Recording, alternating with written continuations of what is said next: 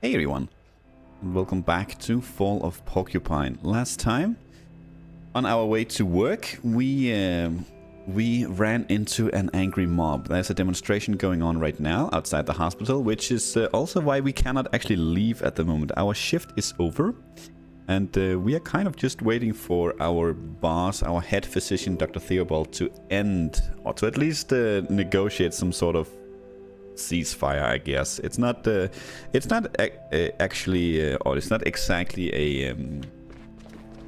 a physical angry mob yet, but these things can turn that way. So hopefully Dr. Theobald is able to smooth things out soon, so we can get on with our lives here.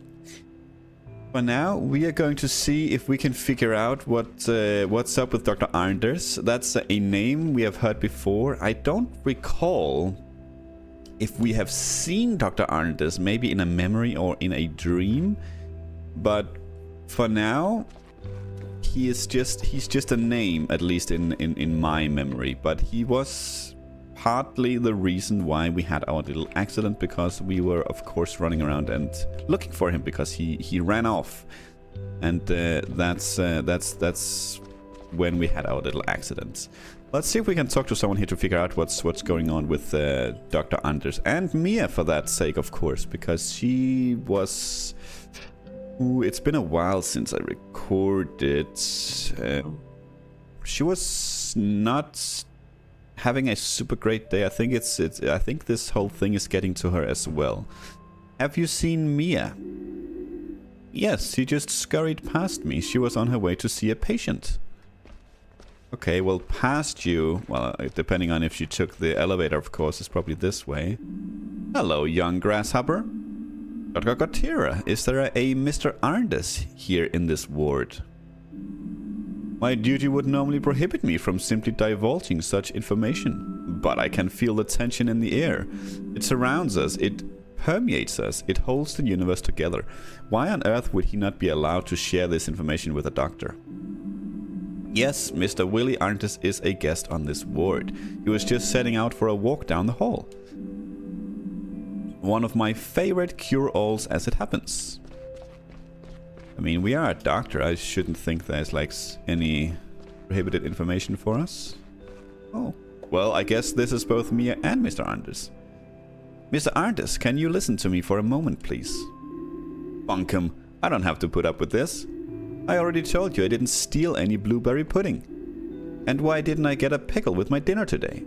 Mr. Anders, please, I need your help. Why does everyone keep asking for my help? I just want to be left alone, damn it. Who are all these people out there anyway? Clear off, you're not getting my money. Mr. Arndis. Mia. Finley, there you are. What's going on here?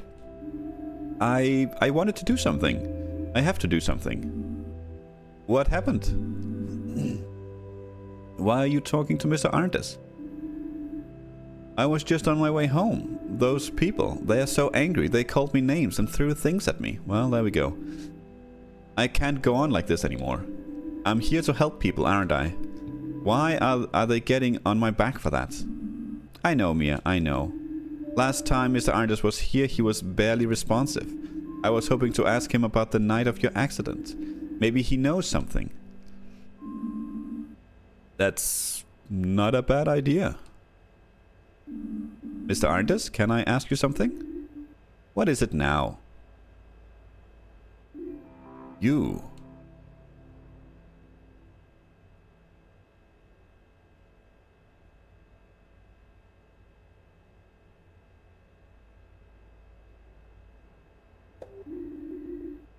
Don't I know you, sonny boy? Yes, we've met before. You were at this hospital a little while ago, last fall. You had an accident. Do you remember?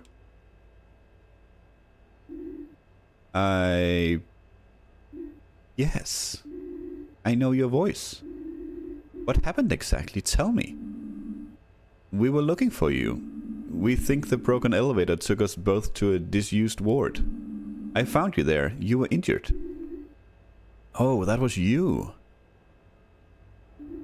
I was just trying to get back to my room. I don't know how I ended up in that place. What do you remember about it? Ooh, maybe it was sabotage. Not much. I'm not as young as I was. I was looking for my room. The hallway was completely dark, but someone had left a desk lamp on. There was a bed covered in folders and paperwork. And then? Then I heard your voice. Not the most pleasant way to wake up, and that's not even mentioning the headache. Is that all you can remember? No. After that I was back in this blasted hospital. My time at the rehab place was worth it though. I've not had a beet lasagna that delicious since I was a kid. Okay. Thank you, Mr. Arndt. You've been a great help. What does it mean? A lot. He remembered the desk, Mia. That bed I saw on the 5th floor with the documents on it. Carl said there was nothing there. But Mr. Arndt saw it too. Exactly. So what now? We need to let Carl know. Maybe he'll know what to do with this information. Okay, we're calling him. Hey Carl, what are you up to?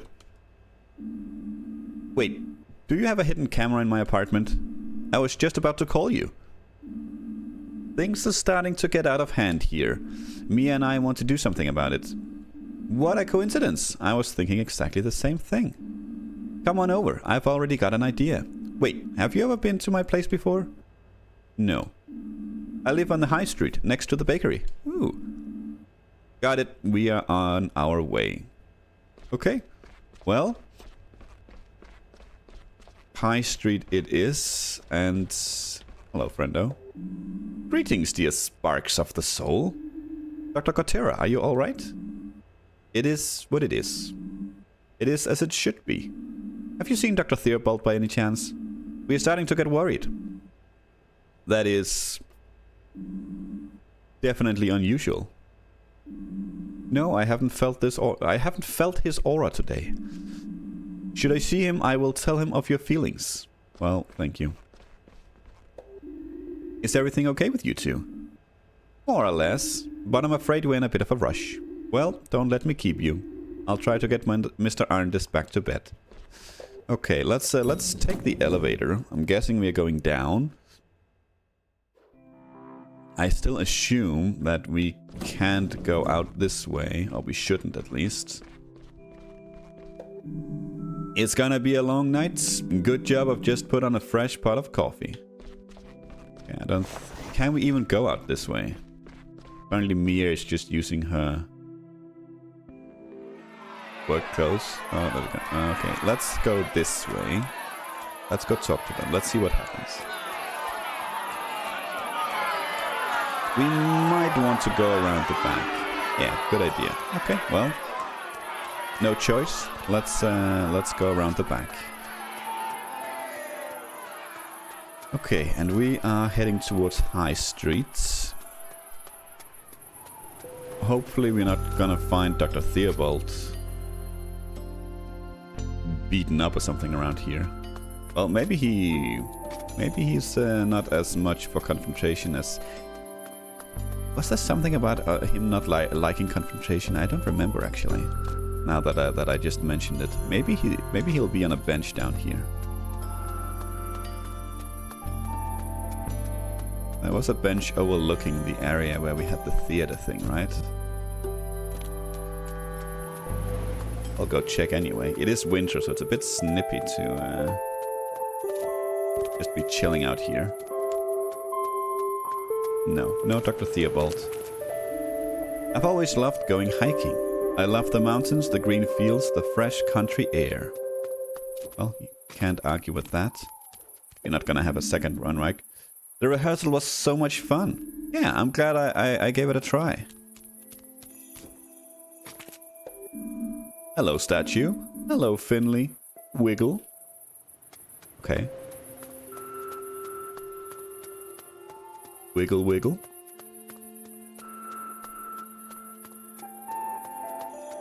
Okay, we have the kid at school as well. I can't remember her name. Rhymes with whatever character we are writing at the moment. Maybe we'll be able to continue the story here a little bit.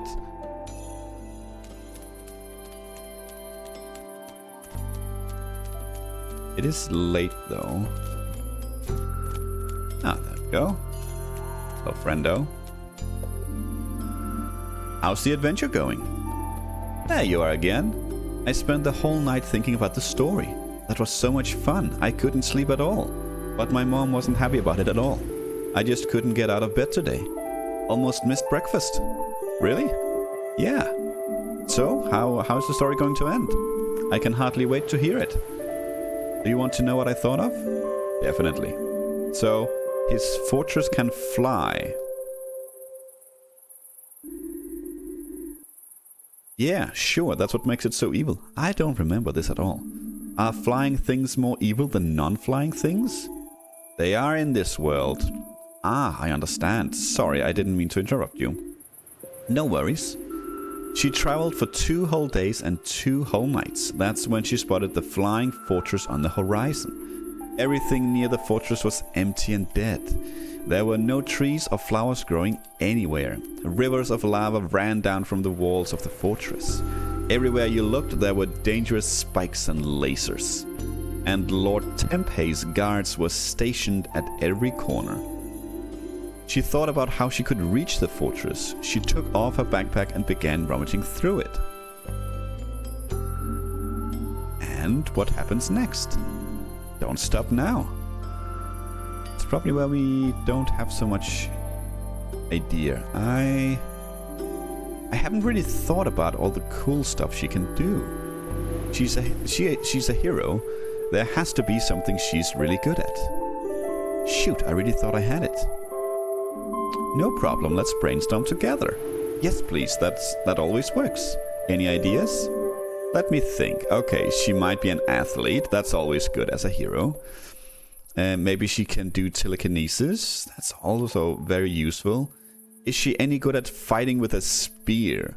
With a spear, you say? Okay, that's always... It's a good thing to be good with a weapon as well. But I think we're gonna go with the telekinesis here.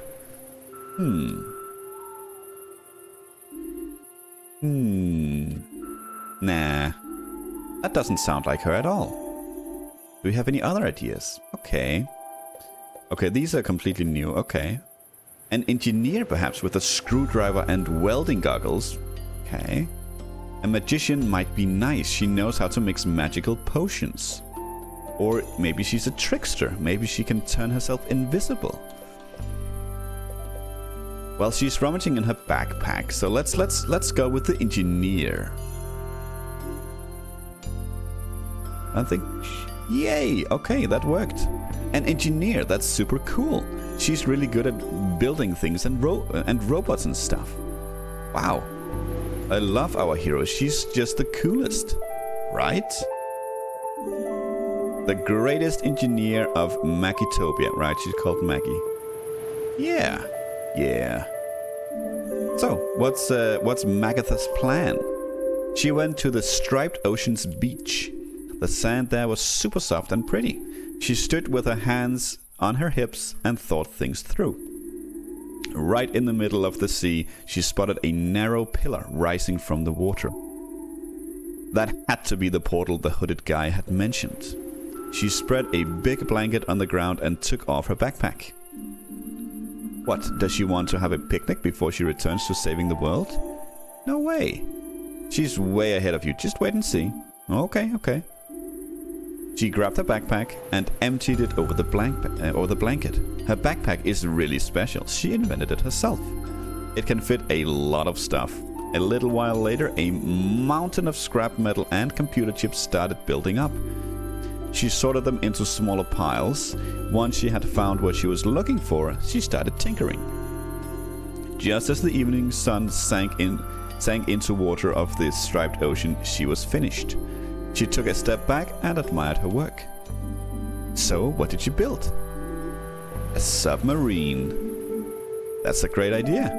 She'll definitely reach the ocean floor in that. Yeah, but there was another problem. There was? She had added extra tires to the submarine, so she could drive it straight into the water. Just as the submarine touched the water, she heard a worrying sound. Splash, splash, splash it made. Splash? Splash. 2 seaweed creatures appeared from behind a rock. They walked straight into the ocean. Seaweed creatures are actually pretty peaceful, you see. They've made it their job to protect the ocean, and she watched as they made their way to the portal. Okay, did they want to save the planet too? Maybe she could give them some stone. Maybe she could have given them stone. Okay. It's not that easy. Seaweed creatures aren't really into small talk. Talking to them is really difficult. I get it, so all of this could lead to a misunderstanding. Maybe. She dove into the water. It got darker and darker. But she could make out the bluish-green glow on the ocean floor. It was the portal that the old guy had mentioned. The seaweed creatures were there as well. They swam back and forth and tinkered with the portal. She slowly got closer and the two of them immediately got ready to attack. They didn't let her approach the portal at all. But then she noticed something. What was it? Both of them were carrying cleaning supplies. Sponges, toothbrushes, buckets. They were super frustrated and tore at their seaweed hair. Because it's super hard to clean such an old portal. Especially when it's deep down in the striped ocean. There's limescale everywhere. Just like in my shower. Yeah. My mom gets angry all the time when I don't wipe off the faucet. Exactly, and she immediately got an idea. I think the... sounds like the dialogue is maybe a little bit out of place here, out of order. She started tinkering again. It took her only minutes to come up with a gadget. It was a small robot, and it made cheerful little beeps. She put the robot into the water, and it started cleaning right away. With its little brushes and sponges. The two seaweed creatures were so amazed that they began cheering the little robot. They let her make her way over to the portal. Magatha spotted an opening shaped like the runestone. She inserted the stone. The whole sea started shaking. For a moment, everything was completely quiet. Then, suddenly, there was a loud bang, and even here, deep beneath the ocean, you could see the sky. It glowed in electrifying blues and greens.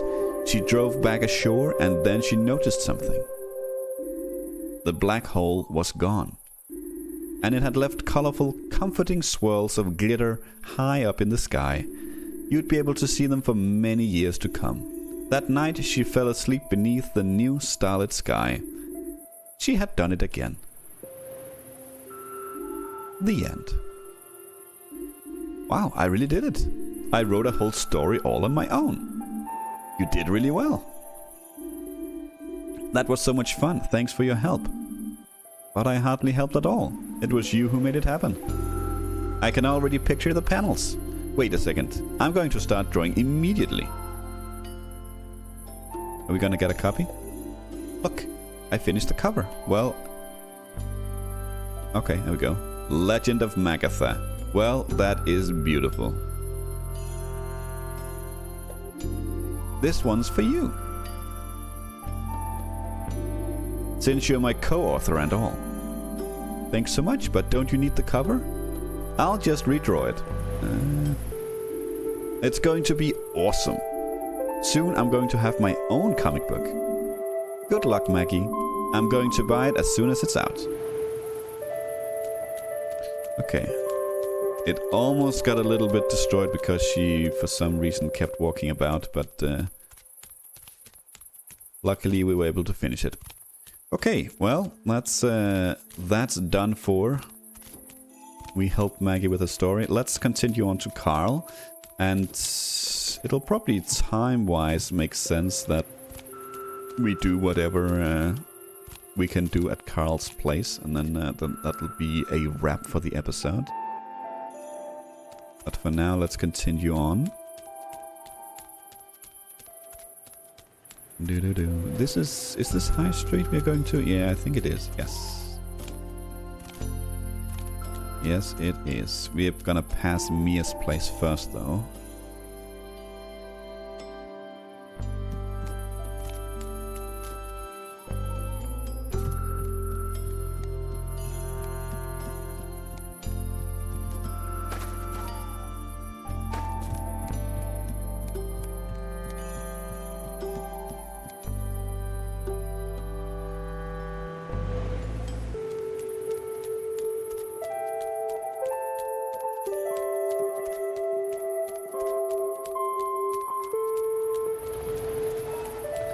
supermarket is open late. Hello. Look, there's something about St. Ursula's in the newspaper. Life in an unhealthy healthcare system. Interesting conversations and exclusive insights. Read the full 3-paper report in tomorrow's edition. Indeed. Someone is squealing. I hope it's not Dr. Theobald. Who could it be? Lisa wasn't happy. She was a part of the protests. Maybe it's the... maybe it's the janitor that's finally speaking up.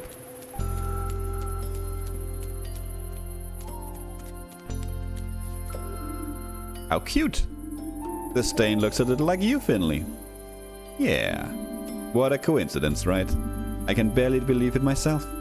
Maybe Pina used you as an inspiration for this artwork. Yeah, maybe she did. Maybe she did. We will never know. Okay, is it here? It probably is. Hello? Hey Carl, it's us. What's the password? Password? You didn't give us a password.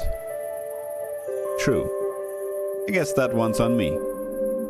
Can you let us in, please? It's pretty cold out here.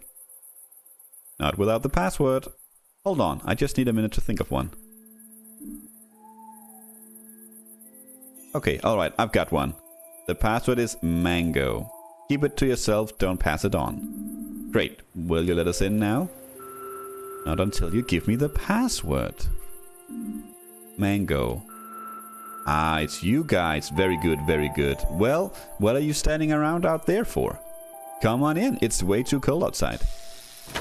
Yes, it is. Yes, it is. And then Finley came along. Mr. Arndus hasn't exactly confirmed that, but he said he remembers stacks of folders and a bright light. What are you thinking, Carl? I think that all fits together. I used my involuntary vacation to do some thinking. I never liked this whole situation right from the start. First, though, I need to apologize to you, Finley. I was never quite sure if you'd been imagining things or not when you had your accident, but I can see now that you were onto something. So, what are our conclusions? That we need to go deeper. Deeper? You know, I'm the longest serving member of staff at St. Ursula's after Ingrid. I do the rotas, manage our inventory and put our orders together. What are you getting at? We need to go to the hospital's document archive. That would be where we find the answers. That would be where we find the answers to what's going on here. You mean the big storeroom in the basement? Surely we can't just walk in there. No, the storeroom's always locked. Even I don't have access to it. But I have an idea how we can get in there. It'll require perfect teamwork, though. This is a delicate matter, like an ornate glass figurine. We need to consider our every move carefully, like chess grandmasters. Whoa, you've really put some thought into this. Of course I have. So, listen carefully.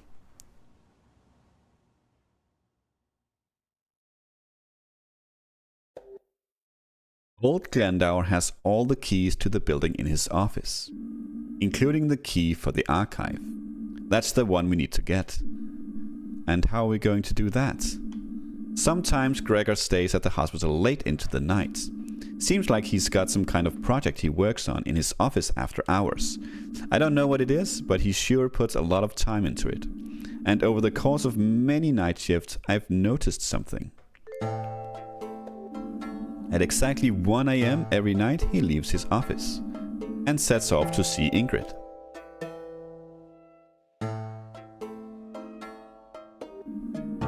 Yes, that's it. Slowly he sets out on his trusted path. Step by step.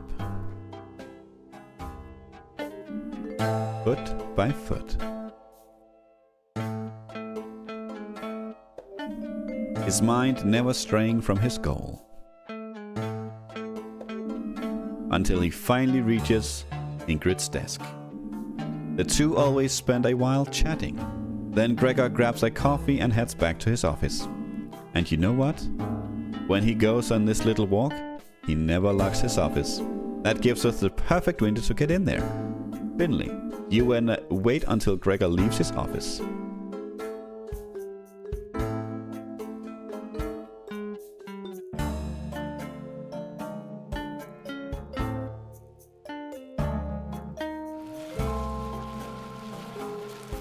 Beautiful. That's when you go in to look for the archive key. Sounds good, but he must have lots of keys. It'll take me a while to find the right one. No problem. That's where Mia and I come in. Word on the street says you're a talented actress, Mia. What, me?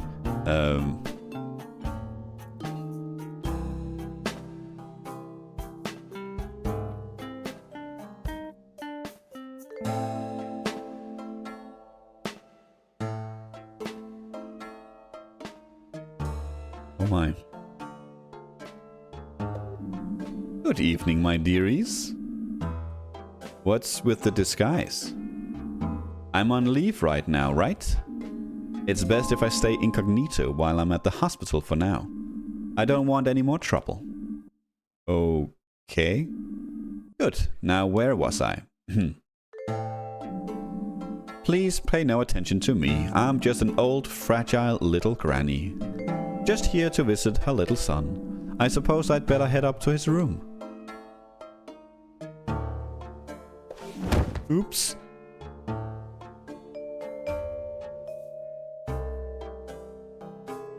Oh my hip. Such pain. Ow. Don't worry, I'm coming.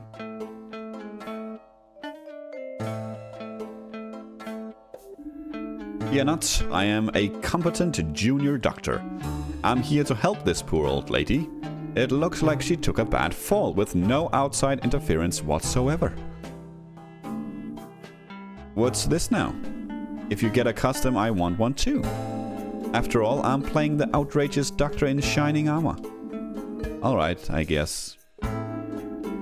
As I was saying, I rushed here right now to help this injured person. This looks bad. You there, with the broom. What, me? You look strong. I implore you, help me with this old lady. What's with the amateur dramatics? No drama here, sir. This is serious. I need to make sure that this person has not sustained any more severe injuries. Ugh, alright.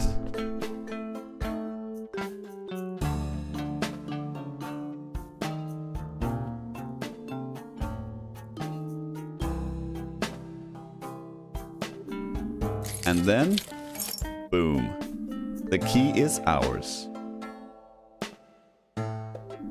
A perfect plan. Now there's just one thing left to do. Head down to the basement and into the document archive. Okay, well, no, not this way. Don't know why we are in some sort of diving suit. Suppose we'll see if we can't get a save here. And then get the conclusion to this epic tale next time.